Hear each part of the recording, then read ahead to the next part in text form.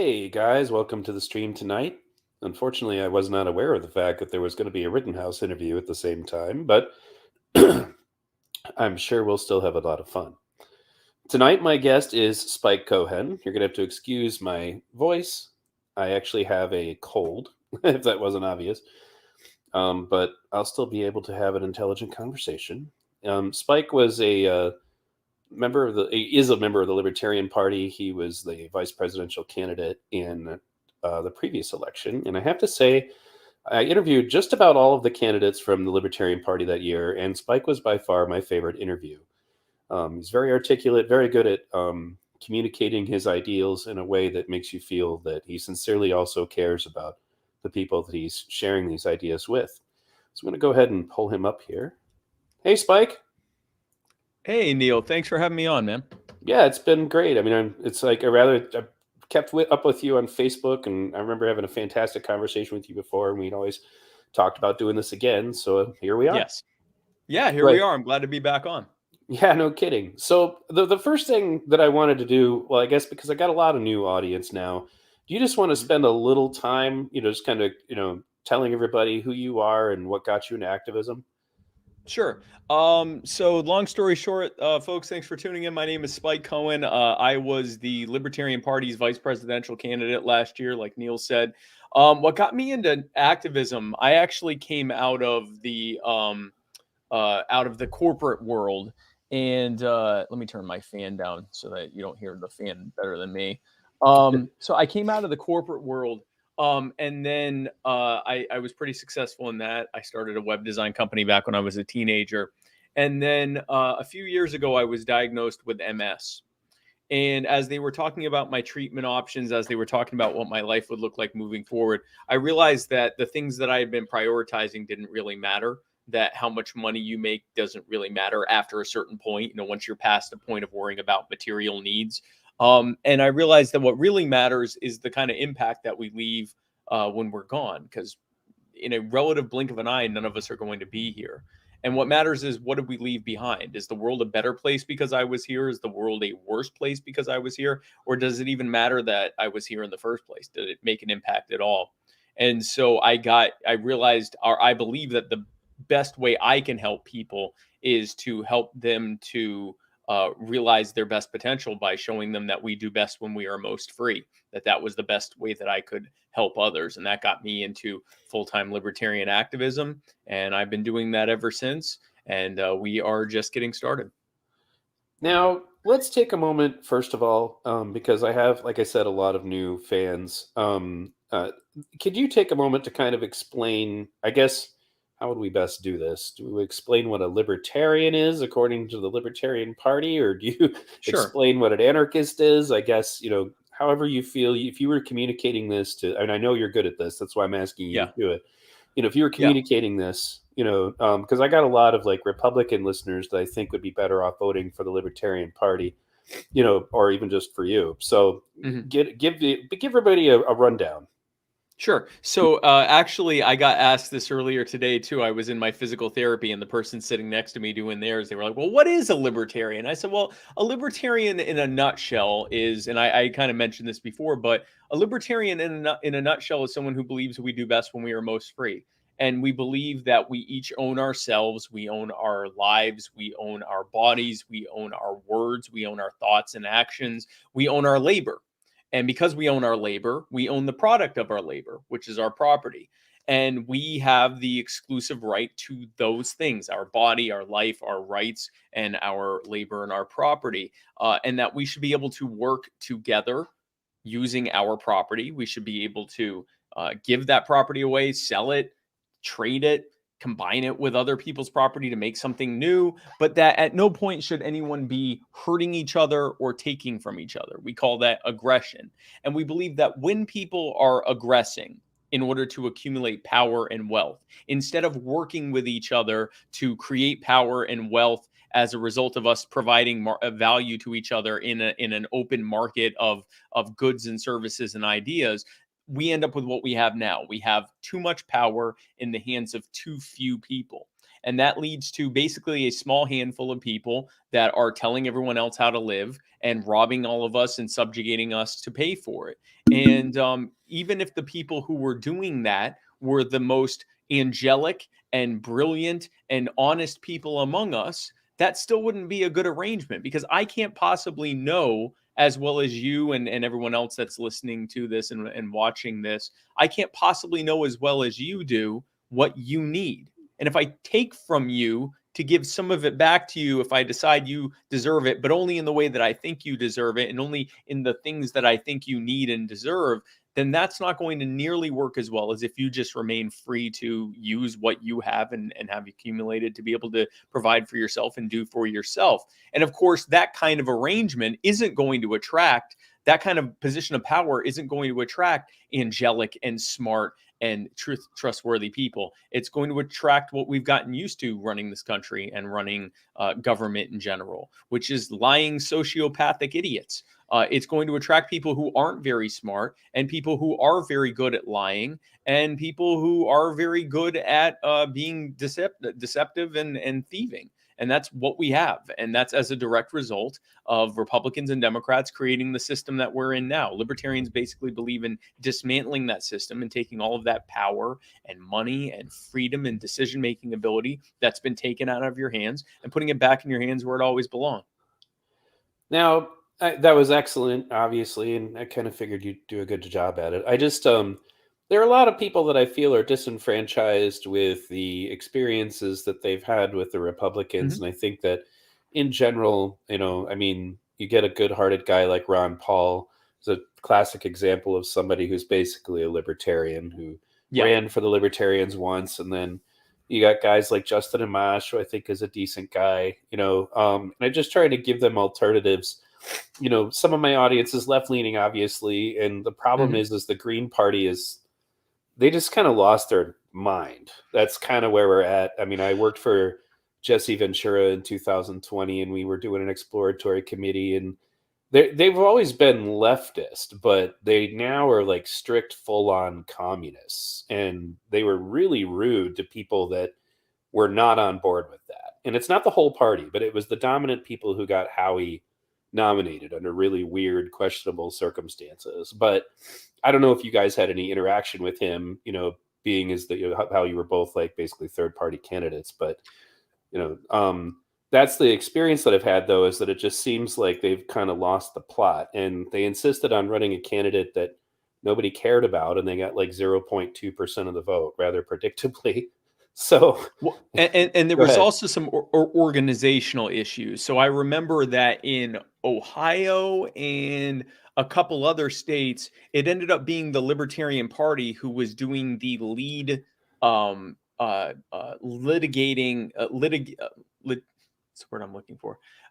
Basically, we were the ones doing the main legal fight for the Green Party to remain on the ballot. And I think one time we succeeded and twice we failed. But it was the fact that the Green Party seemed not prepared to, or even it seemed like that wasn't even a priority necessarily, to get their candidate on all 50 state ballots, or maybe early on they realized that that wasn't possible, so they never really tried. But in at least 2 or 3 states, it was the Libertarian Party that was actually doing the main litigative work in trying to keep or retain or put the Green Party candidate Howie Hawkins and Angela Walker on the ballot. Which is crazy that you guys had to do that for them, considering. Right. I mean, the only thing you guys really have in common is that you're both third parties, but like. So interestingly enough, somewhere between, depending on who you ask, anywhere from 60 to 70% of our platforms are either similar or identical. We certainly diverge when it comes to typically on economic issues and at least the phrasing of environmental issues. But we're both anti-authoritarian parties. We both recognize that the duopoly is just going to lead us further and further into fascism and authoritarianism. We are certainly both anti-war. We're both anti-cronyism.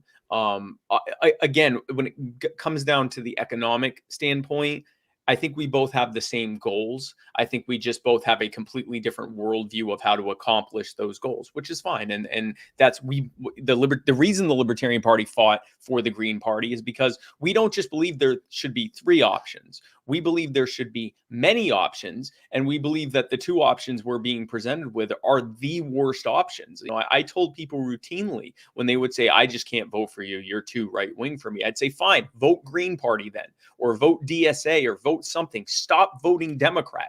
And if it was a right-leaning person, I'd say, "Stop voting Republican." Like right. we're not going to get what we want out of them. But yeah, it seems like, and I won't pretend to know the deep history of the Green Party, but to see them going from Ralph Nader in 2000 to what happened in 2020, where they got less than 1% and weren't, or around 0.5%, and were only able to get on, I think, 30 or so state ballots. I think the organizational structure has been lost, and I think like I said, I don't know the details of the There was ideological battles a within the lot of party, but it seems like infighting, it hasn't been good. and just that I guess the best way to explain it without going into a lot of it would just be to say that Howie Hawkins's relationship with the Green Party's infrastructure, so far as picking a candidate, wasn't that different than Hillary Clinton's in 2016 Oh, with okay. the All right. DNC. Okay. Just that Okay. there were people who had kind of coordinated him in advance, and then when it looked like Jesse was going to show interest in them, they really viciously just went after anybody who showed up that way. And the Bernie people could either fall in line or they were really nasty to them. And basically, the funny thing is that, from my understanding, the Libertarian Party has fixed a lot of the infighting. Not that it hasn't, not that it's completely gone away, but in the Green Party, it still just ends up being, they're not realistic about what their position is. They fight viciously over who's going to get nominated to possibly get 1% of the vote. And it seems to me like their ideas about the election is like the election for them is over at the nomination of the Green Party and candidate, and then they just go partisan vote for that person, even if they have zero chance of being viable. If they Right. could have gotten Jesse Ventura, it would have been huge for them. They might have gotten their 5% that they've been chasing, or even their 10%, depending on how well he, presented himself. And they just kind of spat on that because they had their plan. And honestly, I'm kind of looking back on it now, like it almost feels like somebody's engineering that to make them as ineffective as possible.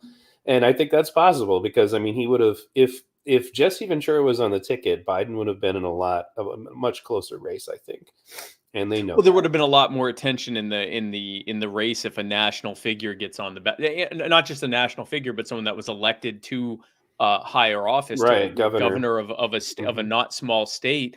And as a third party candidate was able to do that, that certainly would get a lot of attention. I will tell you, the Libertarian Party certainly has our share of infighting and factionalism and battles over, being more pragmatic, quote unquote, versus being more radical, quote unquote. I certainly am more on the side of, I guess, what would be considered the radicals as an anarcho-capitalist in my party. But I will say we do our fighting, but it seems anyway, like for the most part, we don't try to actually, or at least the body of the party doesn't try to fix who's going to be the candidate. We allow there to be this pretty factional fight over who's going to be our candidate for especially the higher races. Right. But then once that candidate is picked, we fall behind them and do what we can to get them running, and that certainly happened. Joe Jorgensen was, interestingly enough, she was kind of most everyone's second pick. We had Justin Amash when he was in the race. And then he ended up deciding not to run. And then there was another person named Jacob Hornberger, who a lot of people supported. Even earlier, there was someone named Kim Ruff, who was actually a favorite to win. I think she probably would have run if she had decided to stay in the race. John Mons. There were a lot of different people, and they all, for various reasons, either had to drop out or kind of fell by the wayside, or maybe their campaign didn't go as well as they originally thought it did. And that kind of left Joe at the end, who had been kind of flying under the radar. No one really disliked her. And the bottom line is they picked her. And I had kind of from the beginning been everyone's pick for VP. That kind of crowded the field out early there. And then so they paired us together. They picked Joe, and then they picked me, and then we got behind the two of us, and ran all the way to the White House and got the second highest number we've ever gotten, and got a record number of libertarians elected to office, got a record number of Libertarian Party members and registered libertarians. And in this last election, the election we had last month, the Libertarian Party won more elections than we've ever won in our history. And we now have a record high number of elected officials across the country. We actually elected almost as many new elected officials as the entire number of elected officials that we already had in office. It was a blowout year, and the excitement is at the highest level it's ever been. And we are just like most of that victory was in just a handful of states that have figured out how to run candidates in their state. And now at this point, everyone else has decided to take on what they've been doing. And we expect for the midterms to completely blow all of our previous records out of the water. Well, that's fantastic. I'm glad that that's working out for you guys. And I'm already getting some great questions for you. I do want to, Cool. make a point, first of all, that one of the reasons, because people ask me, because obviously I'm not a right libertarian anymore, but they ask me why I always make sure to interview every one of you guys as candidates and stuff, is that I think I said this to you when we were talking the first time. I was like, even if you asked a hardcore libertarian, you say to them, if you had a choice, would you rather they voted for Hillary Clinton or Jill Stein? Just about every libertarian I've ever spoken to is about Jill Stein. Easily. Yeah, not even close. Yeah, of course. Right. Of course. Somebody with a soul, at least. I may not agree with them. And the same thing would be said if I asked most Green Party people, would you rather somebody voted for, say, Trump or Bush or one of them, or Gary Johnson? And that was, it was like, well, that's an easy. I think Gary was a good candidate. But the point is that they're not aware that these options exist. And I honestly feel that, it was important to me that other people that people get exposed to the fact that they do have other possibilities. And somebody in the chat is saying something that I typically say, which is that now, I tell people, don't be loyal to a party anymore, be loyal to candidates. And if you have to join a party temporarily to go ahead and vote for that candidate, then go right on ahead. I just feel, and that's less of a problem with third parties, but I think that the two major parties just going to take people for granted, which is how you end up with these ridiculous situations where Bernie progressives were just kind of bullied and forced to try to vote for, they tried to force people to vote for Hillary Clinton, and it didn't work, and then they tried to force people to vote for Biden. And, because of the whole, we got to beat Trump thing, I think that they got a little more attention, but regardless, so one of the first questions that came up in the chat was, let me pull it up. I want to hear the libertarian pitch for healthcare. Sure, absolutely. So the problem with our healthcare system is very obvious. It's too ridiculously expensive. And the reason for that is very obvious. Politicians have worked with corporate cronies to make a system and a regulatory environment that maximizes profit for a small handful of corporations that the rest of us have to pay for. Now, if you are a very wealthy person who can afford whatever the cost of something is, then I guess it works for you, even though you're not really winning because you're paying way more than you should pay. And really, the only people that benefit from this system, that have a net benefit from this system, are those incredibly wealthy corporate cronies, the big pharmaceutical companies, the big healthcare companies, the big insurance companies, the big healthcare providing companies, the big health management companies. You'll notice that there are fewer and fewer small single practices like a doctor's office, and they're all being replaced by these corporate providers. And the reason for that is because only these large corporations can afford to comply with the regulatory environment that they've created, which drives up the cost. It also drives down the supply of that healthcare, because as more and more people either drop out or retire early, or just fold up their practice and go work for one of the big companies, which restricts supply, which drives up cost even more. So the bottom line is the government and the cronies have worked together to reduce your options, reduce the supply, increase the artificially drive up the pricing through regulations and taxes and mandates and fees and all the other red tape that they create, not to mention the insurance system itself, which was a giant scam to begin with. And as a result, we are now screwed by the system. It has literally reached a point where if you take a legal prescription for a legal drug and go to another country to buy it legally there, and that same drug would be legal here, the mere fact that you went over there to buy it where it's less expensive and not protected by the patent protections that they enjoy here, so you're able to buy it either as a generic or from that very same company who sells it less in that country there because they have to compete with other companies in selling it there, and you bring it back to your home country, a drug that you could have legally gotten here, the exact same drug, you have now somehow broken the law. And the reason that that's illegal is, again, to protect the profits of the powerful. Now, the problem, of course, with that is obvious. If you can't afford it, you die. And before this pandemic, that was already a problem.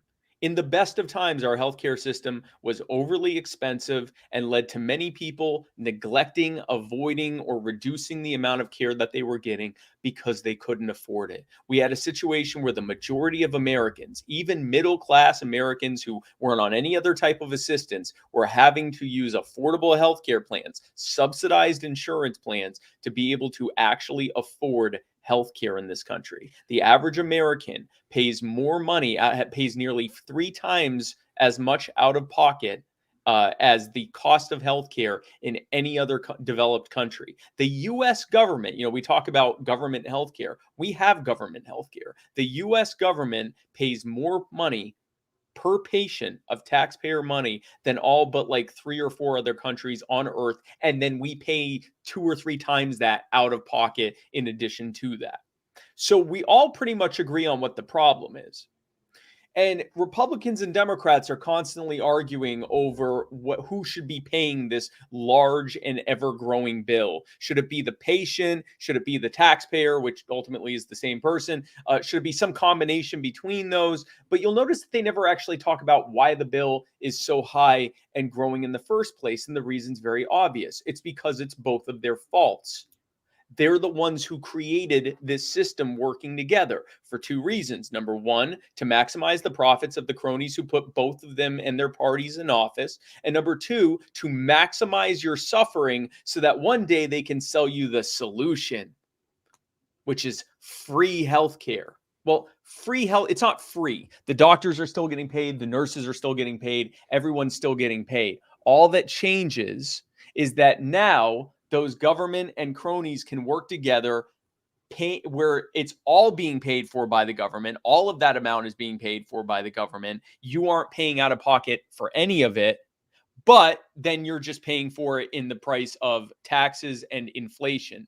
And if we've seen very easily how a few $1 trillion in spending 2 or 3 years ago can lead to the cost of everything going up roughly more than the amount that you actually received from all that stimulus spending. So we see how you end up getting screwed in that. What our proposal is that before we even get into an argument over who pays the bill, let's look at why it's so high to begin with. Certificate of need laws, patent protections for big pharma, cost plus legislation, the insurance system being essentially mandated, subsidized, and mandated into requirement and regulations that prevent you from being able to use other forms of payment sharing that are better than insurance, and basically solidifying insurance as your only real way of being able to afford healthcare, which inherently drives up prices by requiring that you use a third-party payer for everything and creating this pool system. If we look at all of it, the fact that close to 30% of all healthcare costs are just taxes, just taking that out reduces healthcare costs by somewhere between 20 and 30%. So if we addressed all those things, got rid of all of these burdensome regulations that do nothing to protect us, they do nothing to help us, all they do is intentionally drive up the cost and reduce the supply and innovation in the healthcare system.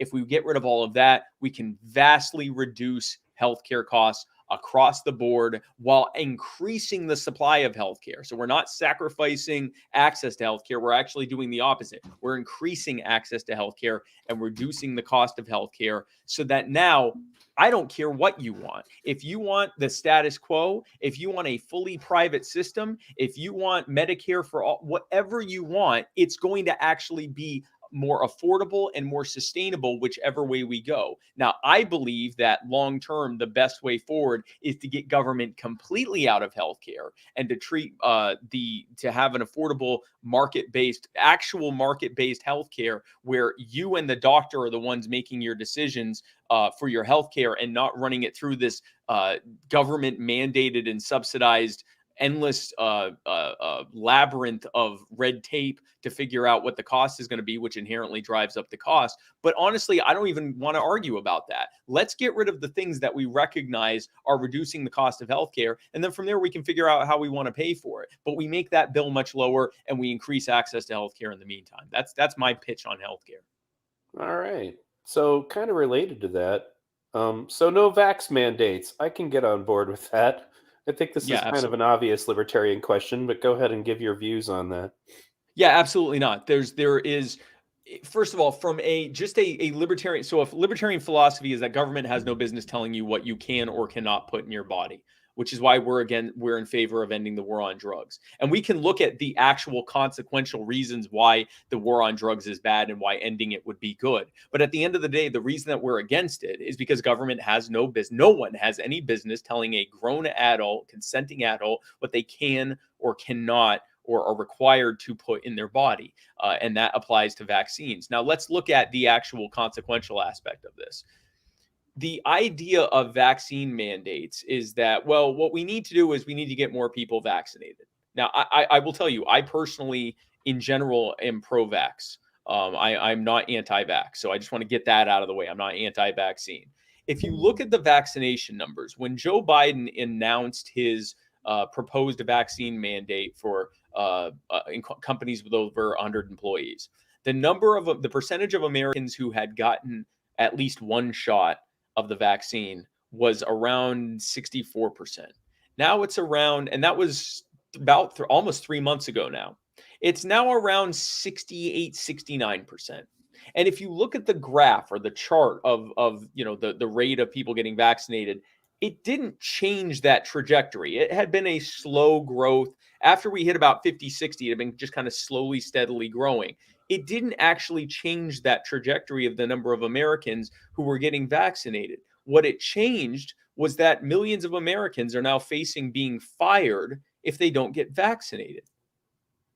And they're still not vaccinated. If they get fired, now not only are they unvaccinated, they're unvaccinated and broke. That fixed it, huh? Right. There are countries that have higher rates of vaccination and did not rely on vaccine mandates because instead of spending all this money and all these resources on trying to create this enforcement mechanism and hiring more agents to make sure that everyone's complying and coming up with payouts they're going to give to snitches if they snitch on their employer or on their fellow employee who hasn't gotten vaccinated, and creating these vaccine mandate systems and hiring more cops to spend more time going around making sure restaurants are checking your vax stats before they let you come in and buy a sandwich. Instead, they just educated people. They just said, here's what we know about the vaccine. Here's how much less likely you are to get COVID if you get vaccinated. Here's how much less likely you are to end up seriously ill or hospitalized or dead from COVID if you get vaccinated. In your age group, you're this likely to die, and if you're unvaccinated, and this likely to die if you're vaccinated. And then they did this incredible thing where they allowed adults to decide for themselves whether or not they wanted to get vaccinated. Now, let me tell you why I'm not vaccinated. I met with my medical team who told me you have multiple sclerosis, which is an autoimmune disease, and this vaccine is relatively new. We really don't know how your immune system is going to react to this relatively new thing that we don't have a lot of longitudinal data on for anyone, much less specifically for people with MS and other autoimmune diseases. What we do know is that you have been able to travel the country several times over and meet tens of thousands of people, and you get tested routinely for COVID because you want to make sure you're not, patient zero spreading COVID around the whole planet, and you routinely come back negative, which means whatever you're doing is working for you. You're staying safe and you're able to not get COVID under some pretty intense conditions. Very few people have been around the planet and met as many people as I have during this pandemic. And they said, you've been able to stay safe. We aren't quite sure what the risk is yet for you here. So we're not going to recommend you get vaccinated. It's your choice to do, but we don't see a need for you to do it. So I chose not to get vaccinated. I'm also retired, which means I could make that choice. If I was a federal employee or an active duty military or reserve military or National Guard, or if I worked for a company with more than 100 employees, or if I worked in the healthcare system, I'd have to decide to either get something that my doctors told me I probably didn't need to get, or lose my job. The last thing I want to say about this vaccine mandate is we're already hearing of hospitals drastically reducing their hours, and or shutting down for entire days, or in some cases shutting down indefinitely, because they already were dealing with a worker shortage even before the pandemic. The pandemic's made it even worse because of the number of people saying I can't do this anymore. And now in the midst of that, where 10 to 20% of their employees are saying I'm not getting this vaccine, they're now having to fire them or face threats of having to fire them if they don't get vaccinated. That's about enough to ensure that those hospitals shut down. Even though in a hospital environment, the people that are actually directly working with patients are wearing one or sometimes two masks and a face shield. They're wearing a full Tyvek suit, especially if they're in an ICU or something like that. Even if they had COVID, the likelihood of them being able to spread it is essentially zero, far lower than someone who's just vaccinated and unprotected. Someone who's dressed up like that and unvaccinated is far less likely to get or spread COVID than someone who's walking around like me right now and vaccinated. And yet they're saying you have central planners who are deciding that it is better that hospital be closed than to have it be opened with people who are wearing all of this protective equipment, and about 10 to 20% of them are unvaccinated. That's what happens when too much power is in the hands of too few people. Excellent answer. Definitely, I think you're winning some people over here. Will the Libertarian Party get on the MSM election debates in the next 10 years? God, I hope so. I'd like it. I'd like you guys to be able to get on there. Absolutely. And I mean, the real answer is I hope to God so. Here's let me tell you. Here's what's actually required to get on the mainstream debates. The Commission on Presidential Debates is basically trying to prevent another Ross Perot. So when Ross Perot got on the ballot, the requirement at the time was that you had to be on enough state ballots that you could conceivably win the Electoral College if you won all the states you were on. So basically, if you were on, I guess, 30-something states, or I guess it depended on which states because of the size. But if you were on enough states that their electoral points added up that you could actually win the election, then you qualified. And so Ross Perot qualified, and he got on the debate stage. And if he had actually wanted to win the election, he would have. There were multiple polls that had him winning, and so he pulled out because he never actually wanted to win. He just wanted to make sure George Bush didn't win. And so the Commission on Presidential Debates, Republicans and Democrats, were so horrified at the possibility of some outsider coming in and messing up their little good cop, bad cop routine that they built, this little swindle, multi-trillion-dollar swindle they've been building over the past several decades, that they changed the rules. Now, in order to get on the debate stage, you have to get at least 15% in any, I think, 2 or 3, I forget now. I said this multiple times last year, now I can't remember. Either 2 or 3 reputable opinion polls. Now, they never actually say what the reputable polls are, but we're pretty sure we know. Yeah, CNN, ABC, Reuters, Quinnipiac, or Quinnipiac, Gallup, like, Pew Research, like those presidential polls. You have to get at least 15% or more. Then they don't require that you be mentioned in that poll. So what happened with me and Joe is they didn't mention us in the polls until maybe a couple weeks before the cutoff, maybe in like early to mid-September, because you have to qualify by like, I think the second week of September, third week of September. And our internal polling had us somewhere in the mid to high single digits.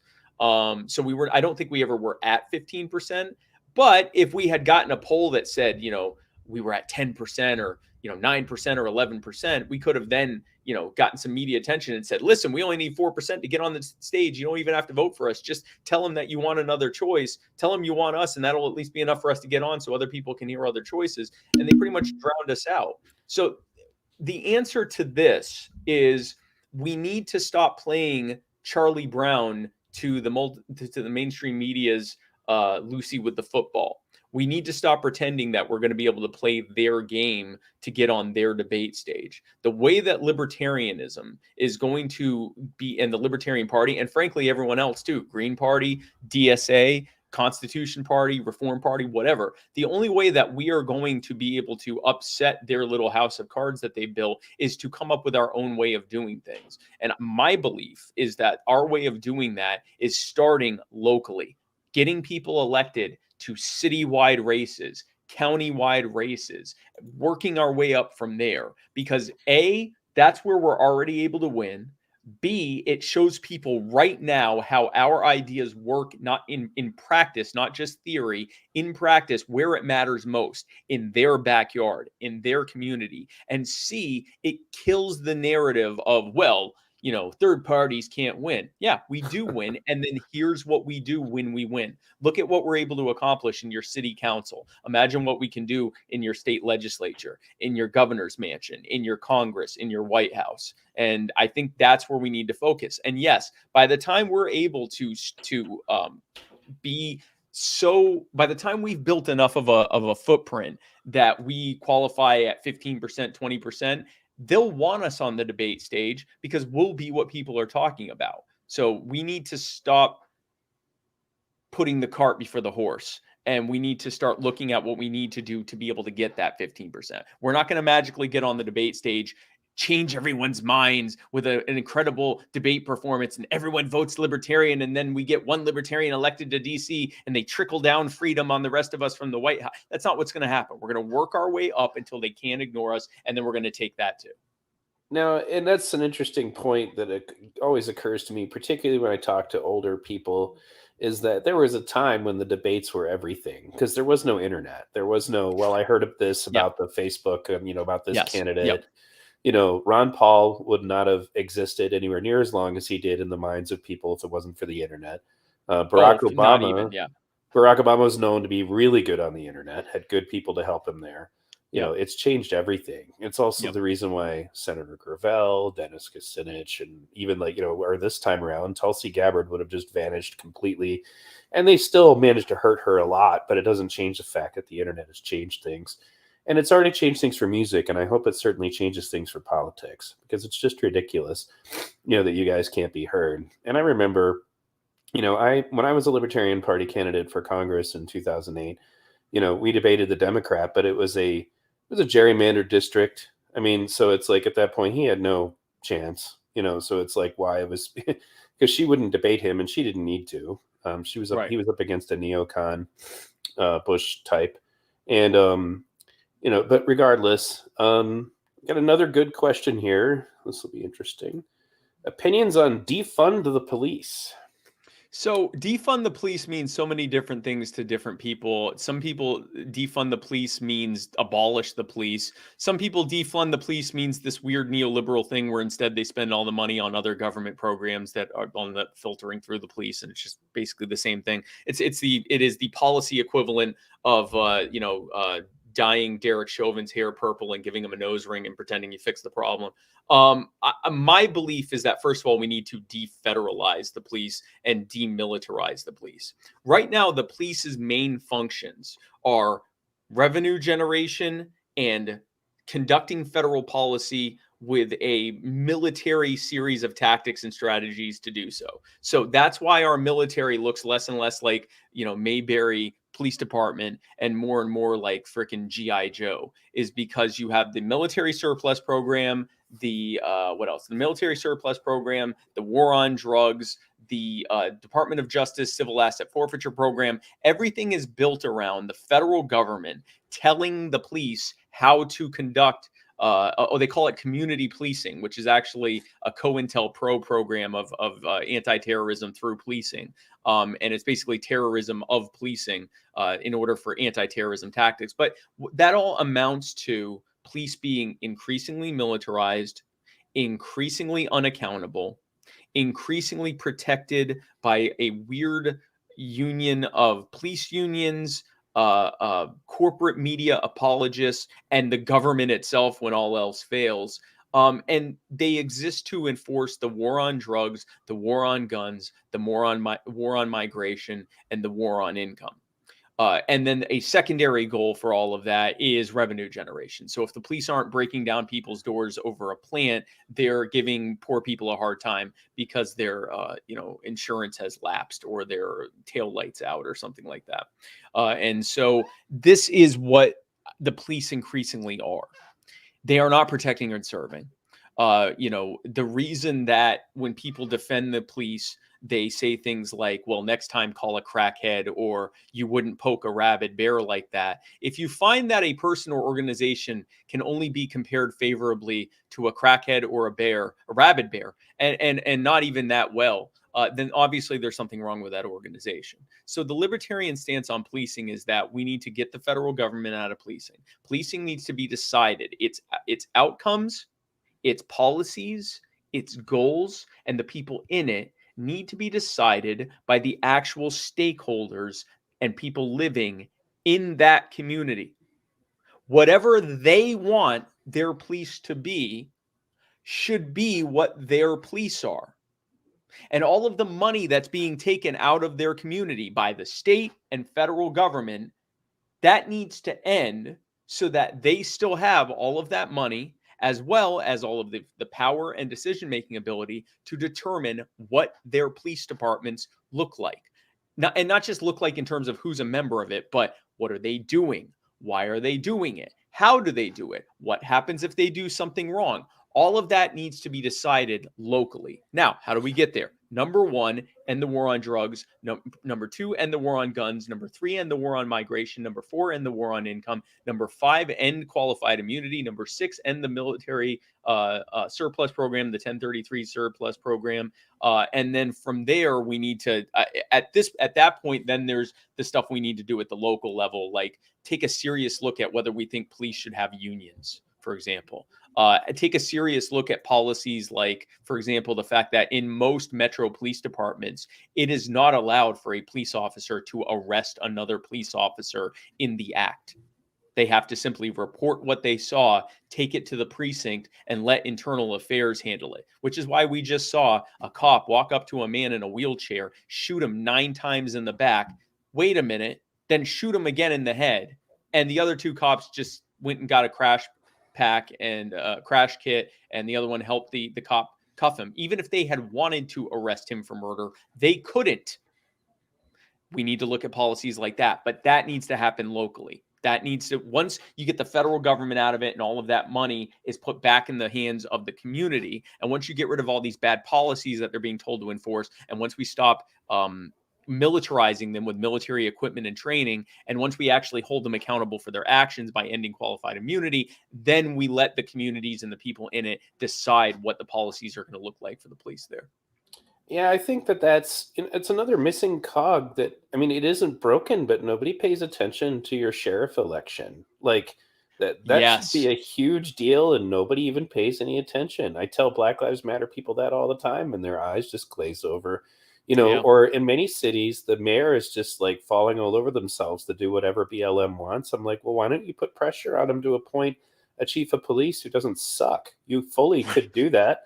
And these are elections that they're immune to gerrymandering. They're not really going to be corporate interfered with. So this is something you could do county by county, city by city, and you could radically transform policing in any direction you want. And when you talked about it being local, it occurred to me that, like, in the West, the days of the Wild West, now mind you, it wasn't perfect, but everybody knew who their sheriff was. Their sheriff was a member of their community. He was directly involved with them, and he was chosen by them, and that's the way it should be. And it kind of is, but nobody bothers to pay attention even to the systems that were put in place, and I would say that I know that depending on who you ask, sheriffs have an immense amount of authority. I've heard of sheriffs, for example, kicking federal agents out of their districts before. I don't know how that went, but that should be how it is, because your local representative understands your situation a hell of a lot better, that I think that, it's interesting because we have to have a reasonable solution, like, one that's going to make sense for everybody. But if they would, this is one of the problems, the qualms I had with Black Lives Matter was that there was a moment, like, they won't usually speak up when people are destroying people's property and stuff. But there was a time when a Black Lives Matter chapter went to a city and they said, hey, we want to do a protest. The mayor said, hey, I have a different idea. Why don't we have a picnic, barbecue, and we'll get everybody together and you guys can meet these cops and get to know them. And, like, it basically was building community with their police force. Exactly the kind of thing we're talking about. And then Black Lives Matter decided to speak up to spit on that. Like, they wanted to make sure everybody knew that they didn't like that. But I just was like, to me, I was like, why the hell are you guys sitting on millions? Can you imagine the amount of sheriff elections they could win with that kind of money? I mean, they could. Go ahead. Yeah, no. So I do want to say one thing. The last thing that you were talking about, where the mayor said, "Why don't we have a picnic and you meet with the police or whatever?" I'm not against that in and of itself, but we have seen a long history of government doing this, sort of media-friendly outreach, like, Yeah, that's true. picnics and come meet the police and so forth. And then those same police turn around and continue doing the same thing they've been doing the whole time, and they're completely unaccountable for it. So I can see why, especially like Black Lives Matter or someone would say, "Nah, we're good. We don't want to do that." Now, with that said, if there's an open invitation to come and meet with us, I would say, yeah, but here are some of here's what we're going to be talking about. This isn't just meet the cops and have a nice conversation with them. This is what we want to happen. And we want to talk about how many of these goals we're going to implement. Now, I agree with you that the problem is I watched this, and we all watched this in real time. Black Lives Matter, which originally started after the Trayvon Martin killing, and then kind of rose for a bit during shortly after the Mike Brown killing, and then went to a completely different level after the Breonna Taylor killing and especially the George Floyd killing. They had an incredible opportunity at one point back in early June or late May. This was right around the time I actually got endorsed, I think the day after or the day before or 2 days before George Floyd was killed. So at the same time that I was, ramping up my run for vice president in the general, this is all unfolding and happening.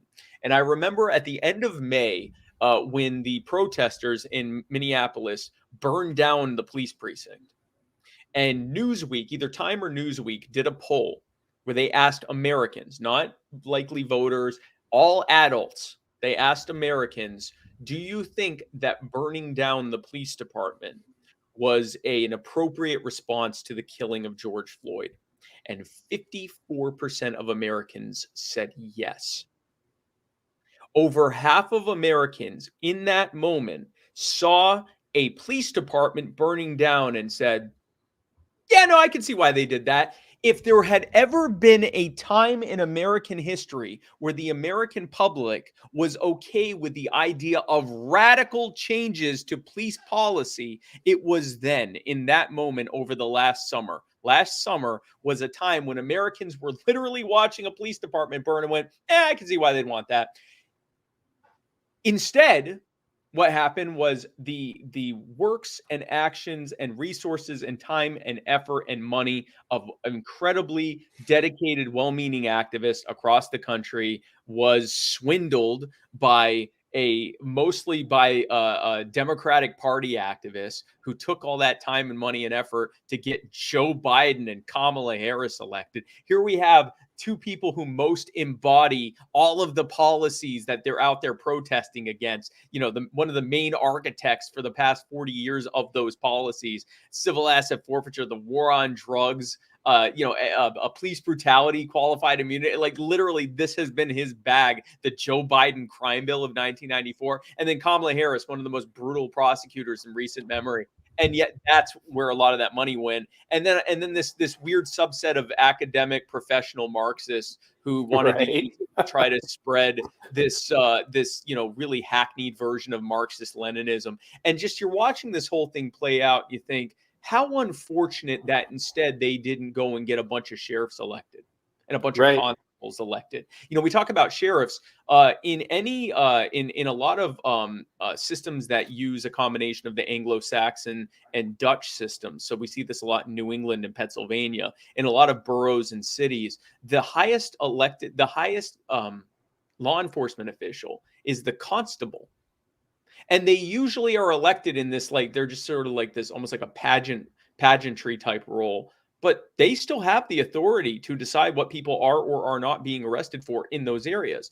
And then another interesting note, so in any area where a sheriff is elected, the sheriff is the second highest law enforcement official in that region, that municipality, that county, whatever. Do you know the highest law enforcement official is in that region? Hit me. No, who is it? The coroner. Really? The Wow. coroner. Have you ever heard of a high stakes coroner election? No.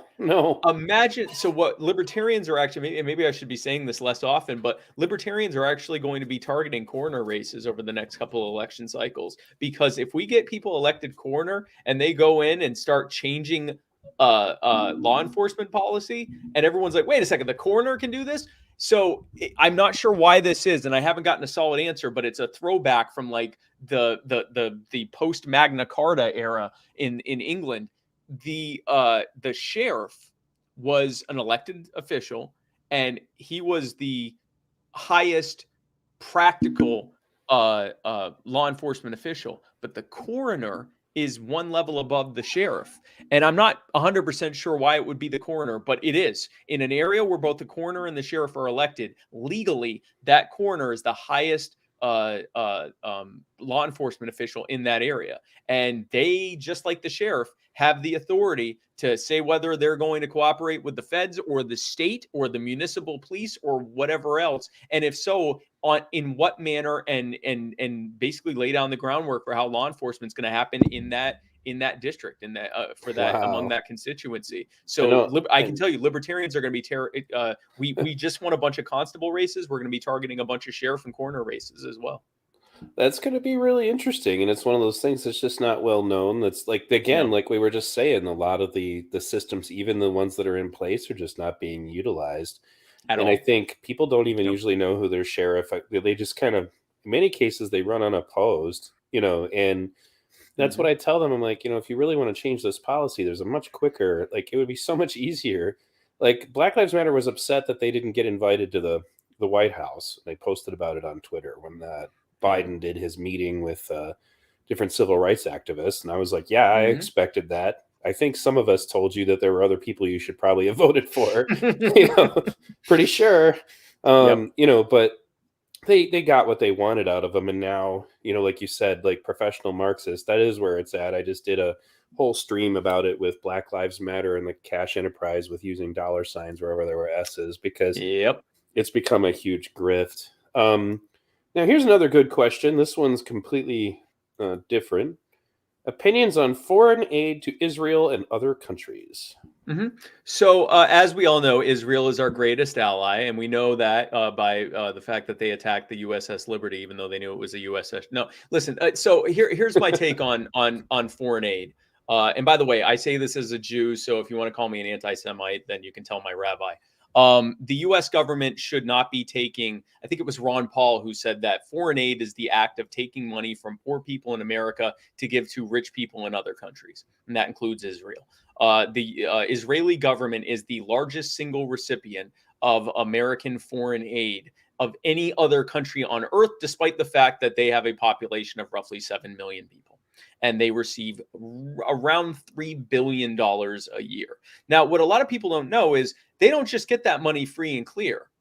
They have to turn around and spend it on American military equipment. A lot of people don't realize that part. It's not actually money. It's a voucher that they can use to spend on Northrop Grumman and Boeing and Raytheon and all these skunk work, like all these other DARPA projects. And it's incentivized. They actually get deals that instead of receiving the money, they just go ahead and earmark it to be used in existing programs like the Joint Strike Fighter and other programs like that. And then they get more money, more value for their money if they do it that way. It's like when you're trying to cash out your points with your credit card and they say, well, you can take the $30 cash for your 3,000 points, or you can get a $40 Amazon card. It's like the same thing. You can take this money and then choose which of the American contractors you want to spend it on, or you can put it into this Joint Strike Fighter program and you'll get 20% more, whatever that means. And so it's almost as though we are incentivizing the Israeli government to be in and remain in perpetuity a constant state of war and occupation. And then we are shocked to discover that the Israeli government is, in fact, in a constant perpetual state of war and occupation. And a little mini version of that has begun with the Palestinian territories, where we give a couple $100 million to Hamas and Fatah under similar restrictions that they also have to spend it on money. And then we're, again, shocked to discover that this region is being torn asunder.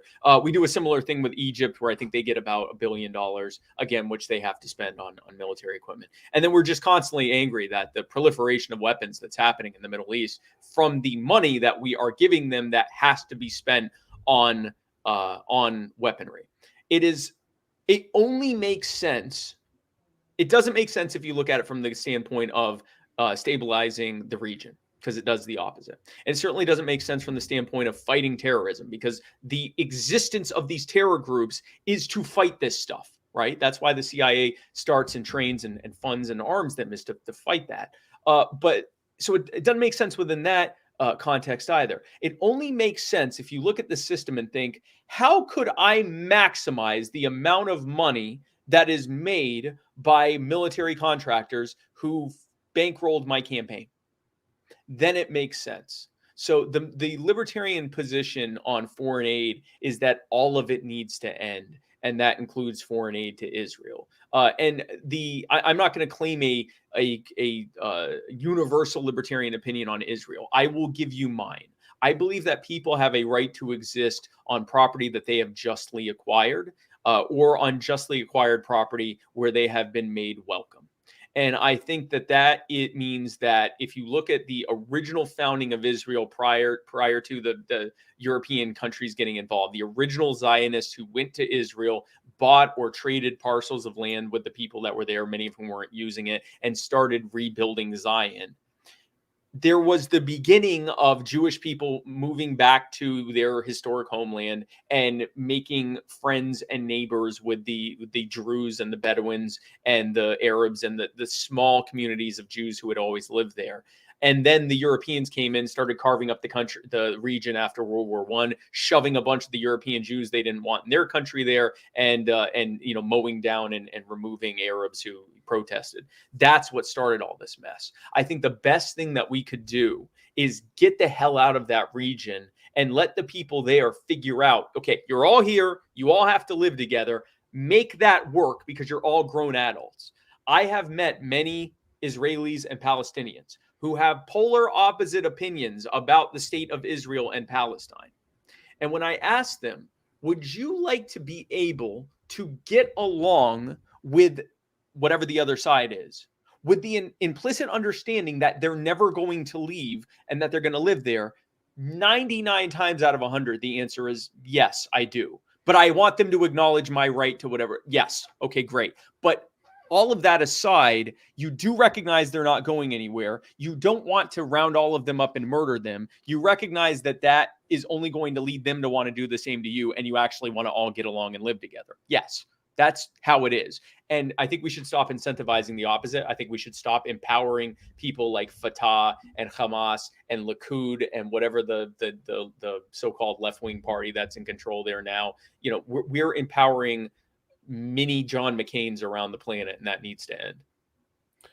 All right, fantastic. Here's a question from Gary Lamb. He's another YouTuber.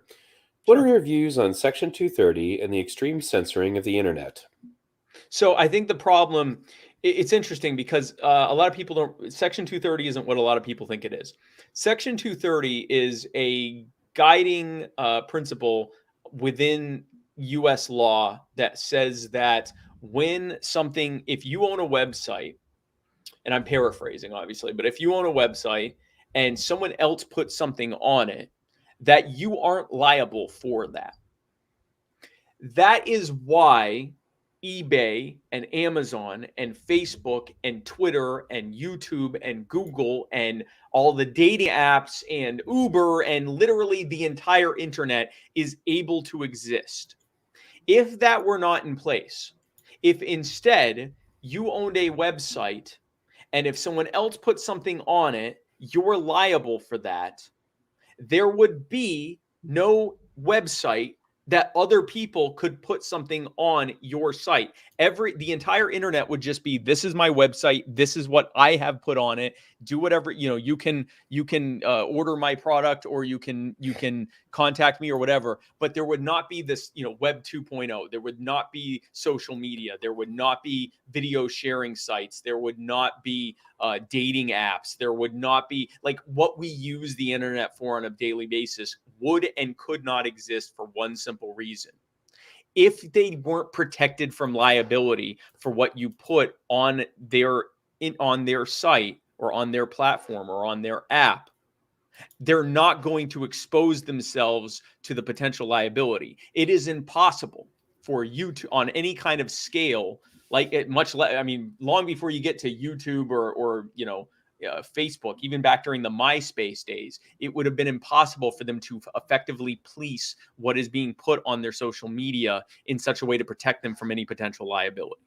So Section 230 is why the internet exists in the way that it does. And it's very interesting to me. This is that good cop, bad cop routine. So you have the government has been increasingly working with social media to censor what the wrong think amongst us, right? The Atlantic Council and the German government and the U.S. government, all these different groups that are basically either direct government involvement like U.S. government or German government, or the indirect government involvement like the Atlantic Council, which is basically an extension of NATO, where they're basically pressuring social media companies to censor what they want, allow what they want, don't allow what they want. And then in the midst of that, censorship crisis they've created, here come the Republicans and the so-called political right of that spectrum, who goes, what the problem is here is Section 230. We need to get rid of that thing and treat these websites like a utility, and then we'll make sure that they don't censor your opinion. So in other words, the foxes who raided your hen house would like you to know the problem is that some of the hens haven't been quite as compliant as they should be with the foxes. And the way to fix this is to only have foxes run the internet. That's what all of this talk about Section 230, reforming Section 230, or ending Section 230, or replacing Section 230, what it really is that they are saying we want the government to be fully in charge of the internet and social media, not just doing the coercive stuff they've been doing behind the scenes and increasingly in front of the scenes, but we just want to control it from the top. Anyone who thinks that that's going to lead to a freer internet experience, I encourage you to look at the entire history of the U.S. government and other governments. The answer is the opposite. We need decentralized, I want to say unaccountable, meaning not accountable to government, social media, decentralized, blockchain-based, encrypted media in social media that is basically ungovernable. And in the meantime, we need to do everything that we can to support alternative platforms like Float and what's another one? MeWe that's out there, and there's a few others that are out there. We need to be creating our own types of platforms, and we need to be subversively using the existing platforms as much as we can. But the problem is not Section 230, and frankly, the problem is not even the companies. The problem is the government. The government is making them out to be the foil, and then that allows the government to show up and tell you that they're the solution to the problem. They are the problem. Government is always the problem. So one of the moments for me that I always find funny when I'm, thinking back on watching them grill the heads of Twitter and Facebook and all that is that I'm just grabbing a water while you're talking, but I can still hear you. no problem. Is that they will in one side be complaining endlessly about censorship, and then in the other side they'll start complaining about all the disinformation. It's yes. And that's where I'm in a situation where I kind of feel bad for Zuckerberg for a second, and the others, because there really isn't any way to do both of those things perfectly. You're either going to have somebody appointed to shut you up or you don't, and that's where I think the problems lie. I mean, I got hit with a 1-week ban from YouTube for talking about a forbidden topic for about 10 seconds out in like a stream that was like 8 hours long. And I'm like, really? This is what you guys caught, huh? And anybody who wants to know what that topic was about, I just talked to Polyfrog about it on Odyssey, one of the few places where you are safe to go ahead and talk about whatever the hell you want. Yes, Odyssey is another one. Yeah, yep. But I was going to say, it's interesting because even from the leftist side of things, because the left currently, like especially the anarchist left, although this is starting to change, like aside from like them for some reason thinking it's a good idea as Antifa shows up and starts beating up people who are protesting mask mandates, which doesn't make any anarchist sense to me at all. But also this issue of, well, they're private companies, they can censor anybody they want. And I'm like, did you just say that out loud? You're supposed to be a leftist. You're like, are you kidding me? Like the only reason you're on board with it is because you think you're winning. That's what bothers me. It's cringy enough for right-leaning libertarians to be like, it's a private company, bro, when it's obviously not a private, non-coerced action. It is obvious that government is pushing the hand here, and that absent that government coercion and subsidization and protection, the stick and carrot approach, that none of this would be happening. The social media was largely free until 2015 or so. I mean, you literally had, even people that I would not have had a problem with social media, private platforms choosing to remove like neo-Nazis and stuff. Even they were on there. Like everyone was on social media saying whatever the hell they wanted to. And then around the end of 2015, beginning of 2016, we started seeing that push, and it just continues to creep forward every day, entirely because of government involvement. It is creepy and cringy enough for right libertarians to fall for that private company nonsense. If you are a left anarchist, why are you defending the private property rights of multi-billion-dollar corporations? Like, why? Why? Like, it's like literally your entire ideology is based on the concept that property itself is theft. That profit is theft, and that it inevitably leads to a small handful of incredibly powerful people owning everything. And now here they are doing that, and you go, yes, that's great, because they're primarily going after Trump supporters, and I hate them.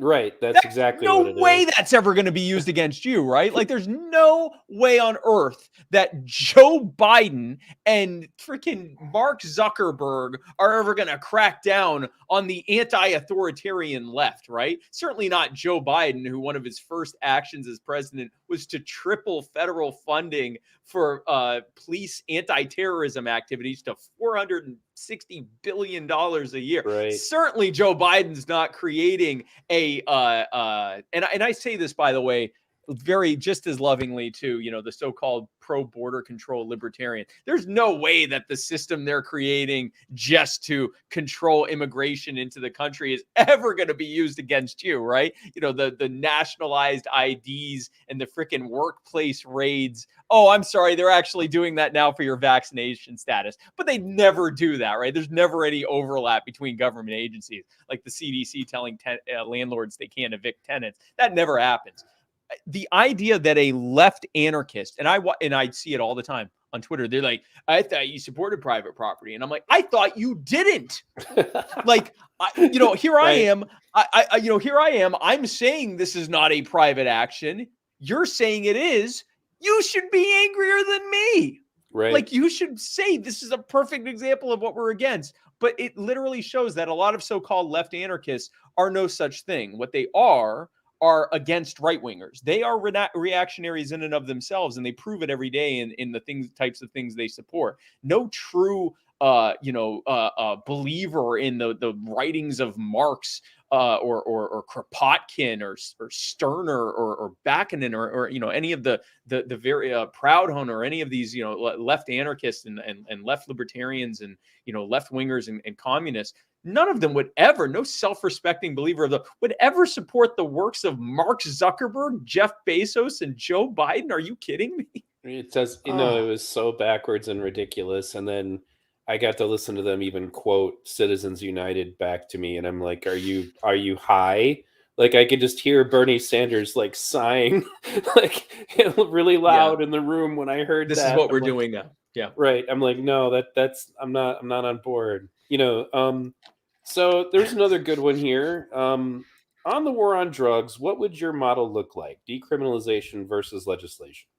This is actually a really good question, because I was actually talking with someone about this, a friend of mine, a couple days ago, about the differences between legalization and decriminalization. And the fact is, a lot of it is just the terminology and how it's being used.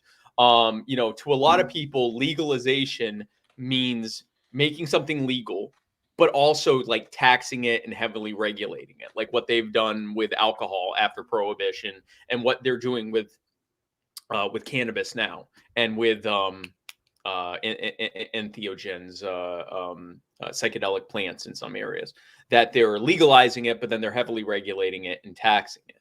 Whereas typically decriminalization means not really changing the legal status, but just not really prioritizing arresting people for it or stopping anyone from doing it, and also not really regulating or taxing it, just allowing this gray market. Instead of it being a black market, it's a gray market. Anyone can be involved in it, and they just don't do anything about it. So it's sort of in this gray zone. But the thing is, decriminalization also sometimes means that something's still illegal, and they may not arrest you for it, but they'll still seize it from you. They'll still take it from you. We see that a lot with decriminalization of drugs in some areas, where they don't actually let you keep it. They'll still arrest you. They'll still pull you over. They'll still detain you. They'll still pull you over. They'll still take it, and they'll still take any money they think came from its sale. But they just don't arrest you for it or give you a criminal record, which is, I guess, better than the status quo. But that's not what we want. And conversely, legalization doesn't actually, in and of itself, it doesn't imply that it's being taxed or regulated. So rather than get into the differences in terminology, the libertarian position is that the government should not be the least bit in any way determining of whether or not you can, cannot, or have to consume anything, and that they will regulate it, little to no regulation, and what regulation we do tolerate needs to be as local as possible and decentralized as possible. And we don't support taxation for anything. So whether you want to call that legalization, decriminalization, whatever, that's up to you. But we believe that the war on drugs should end. We believe that there need be very little regulation, if any. We think the market regulates far better. A truly open and free market regulates far better and more effectively than any fiat centrally planned government regulation could, while also allowing that market to remain more equitable and free. Regulation often has the result of only a small handful of very powerful and very wealthy companies being able to afford to comply with the cost of the regulations that their lobbyists just happen to help write. And so we tend to be against regulation for that reason too, is it allows there to be more small batch provision of things, instead of having to rely on big box companies for everything. We don't want to replace cartels with MIC cartels. We just want people to be able to be free to produce and consume and distribute as they wish. And obviously, we're against all taxation for everything, so there would be no taxation. All right. I kind of understood that one already, and I'm glad to hear you communicate it here. I finally have a Thank good you. question from my Twitch viewers. Hmm. What is the worst misconception about libertarians? Oh, wow. There's a few of them. So one that I've heard, and I never really heard it until recently. It was when I was running for vice president, and they'd say, and I've heard it a lot this year when I'll tell people I ran for vice president, and they'll say, "Oh, what part?" And I'll say a libertarian, and they'll go, "Oh, is that like a liberal?" And I never had really heard that until the last 2 or 3 years. So I was kind of caught off guard that it's taken on such a mind, like it's really become a thing that a lot of people, when they hear both positive and negative, people are like, "Oh, is that like a liberal?" And people are like, "Oh, is that a liberal?" Like people that are both for and against whatever they perceive liberal to mean. And I have to explain the difference between liberal and libertarian, even though technically libertarians are classical liberals. That's a whole other subject. So that's a weird misconception that I didn't even know was that much of a thing, and apparently it's a big thing. So it was actually a misconception of mine that I didn't realize there was that much misunderstanding there. But I guess another very common misconception about libertarians is that we're really just edgy Republicans. We're just Republicans who are cool with weed, or we're Republicans that are like cool with gay marriage, and I think that's a side effect of our messaging for a long time. Our messaging was like, well, hey, we're kind of like the best of both parties. We're fiscally conservative and socially liberal. Or saying something like, well, we're like the small government conservatives, but we also want to stay out of your bedroom and not make decisions for, what you put in your body, which is true. But when you phrase it that way, you're basically saying we're Republicans who are cool with gay people and weed. And we're not.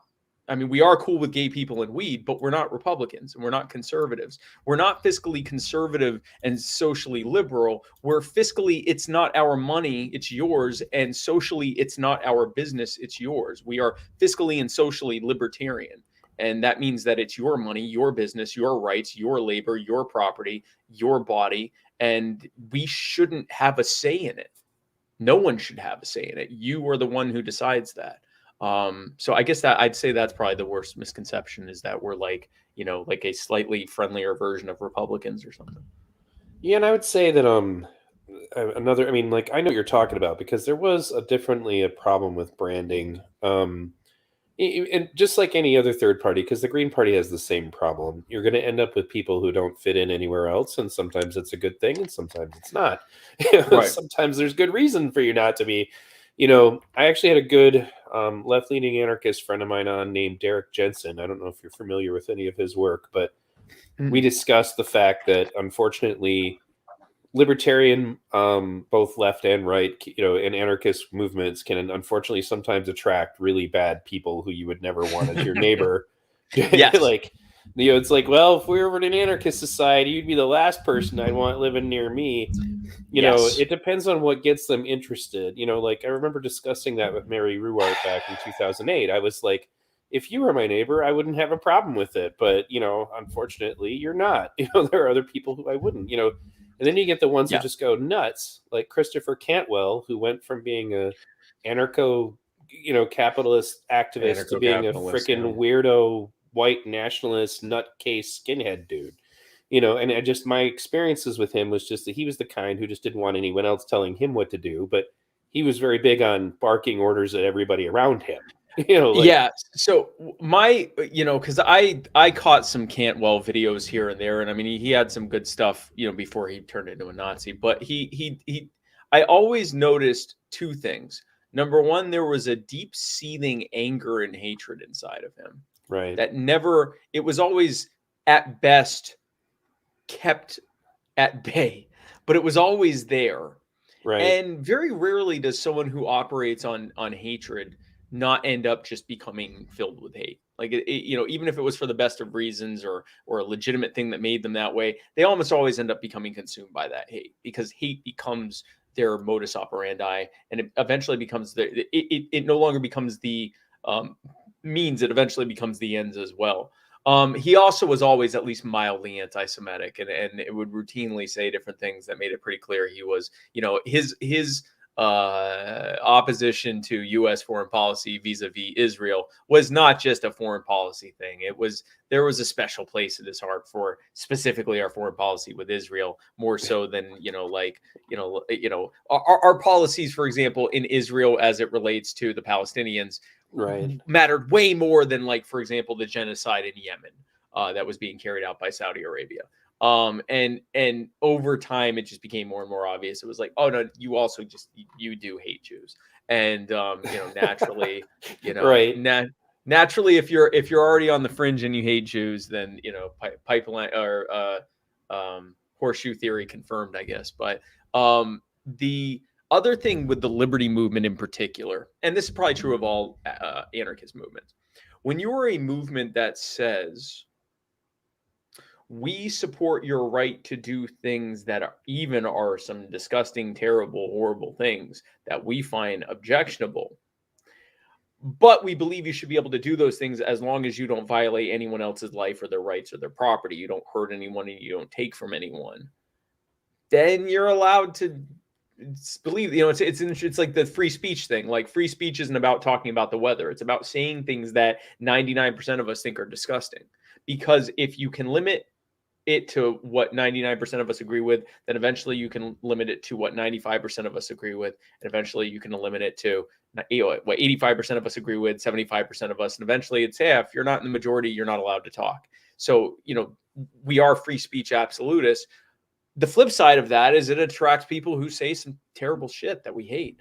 And so I think the reason we attract a lot of people that are like, oh, wow, you're kind of a scumbag, aren't you? Is because we support the right of people to be scumbags as long as they aren't actually violating the lives or rights or property of anyone else.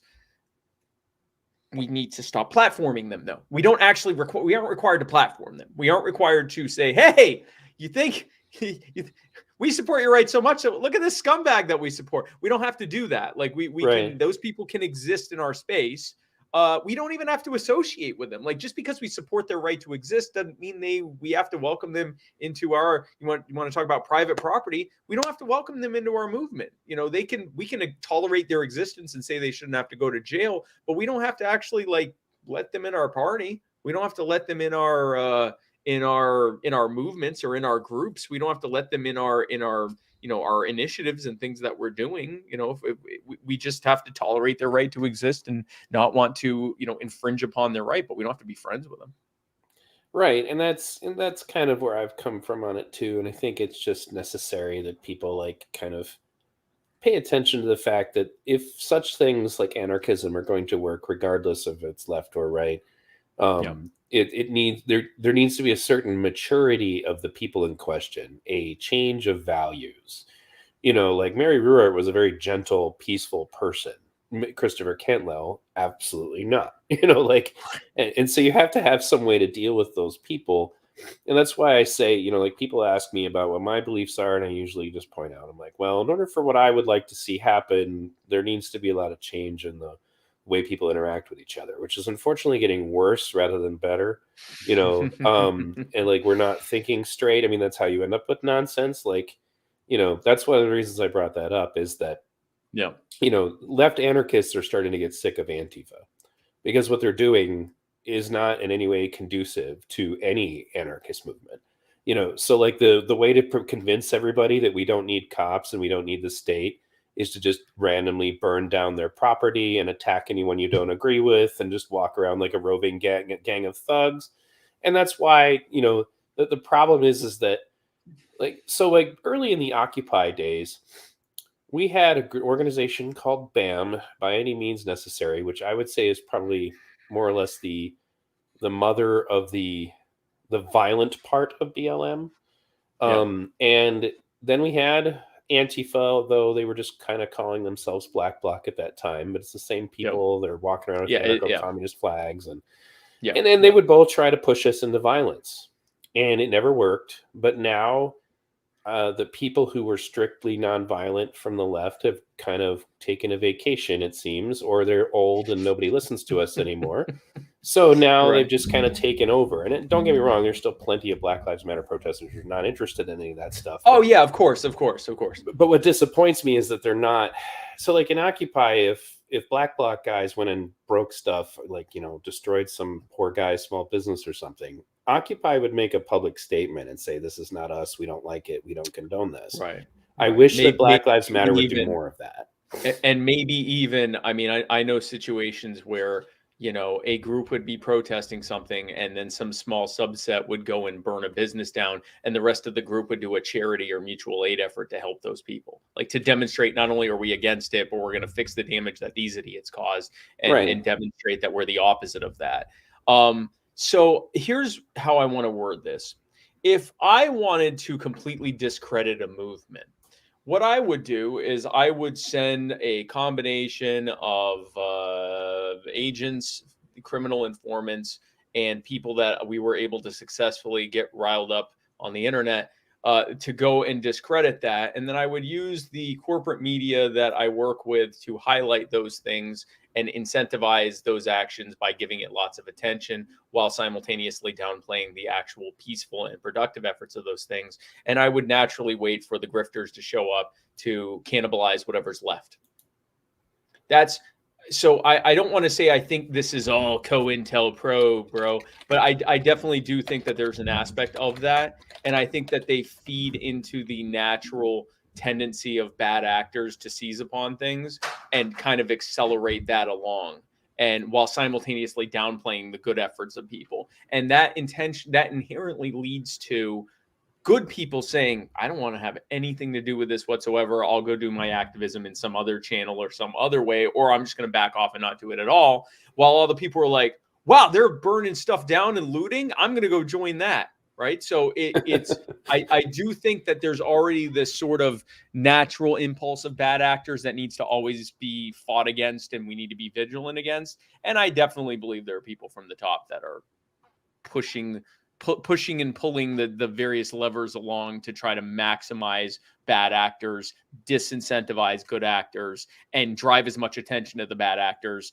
while removing attention from the good actors. I think that that's obvious. I put it this way: I don't know why they wouldn't. Like, I don't know why the FBI and the CIA and other NSA and other organizations wouldn't go ahead and do those things if that ecosystem's already there for them to do that. All right, so another good question. I think the libertarian solution for this will make them very happy. Stance on state licensing for hairdressers, etc.